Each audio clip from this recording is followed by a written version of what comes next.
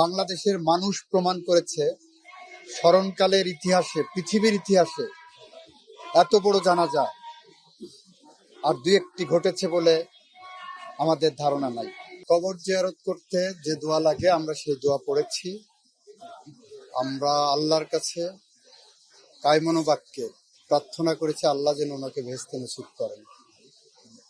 উনি এই বাংলাদেশ বিনির্মাণে, আমাদের জাতি গঠনে, বাংলাদেশের মানুষের গণতন্ত্র ফিরিয়ে দেওয়ার জন্য, বাংলাদেশের মানুষের ভোটাধিকার ফিরিয়ে দেওয়ার জন্য উনি যে অবদান রেখেছেন, তার বিনিময়ে আমরা শুধু ওনার জন্য প্রার্থনাটুকু করতে পারি আল্লাহর কাছে। এর বাইরে আমাদের আর বলার কিছু নাই। আমরা শহীদ রাষ্ট্রপতি জিয়াউর রহমানের আদর্শকে ধারণ করে, বেগম খালেদা জিয়ার আদর্শ এবং নির্দেশনাকে ধারণ করে ওনার স্বপ্নের বাংলাদেশ গড়ার জন্য যে আলোর পথ উনি আমাদেরকে দেখিয়ে গিয়েছেন, আমরা সেই পথ ধরে হেঁটে চলেছি।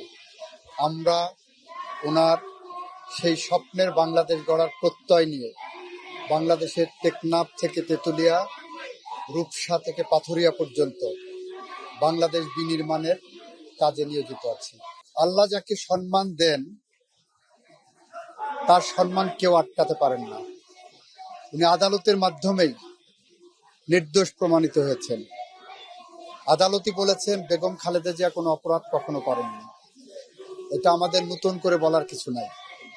বাংলাদেশের মানুষ প্রমাণ করেছে স্মরণকালের ইতিহাসে, পৃথিবীর ইতিহাসে এত বড় জানাজা আর দুই একটি ঘটেছে বলে আমাদের ধারণা নাই, আমরা দেখি নাই।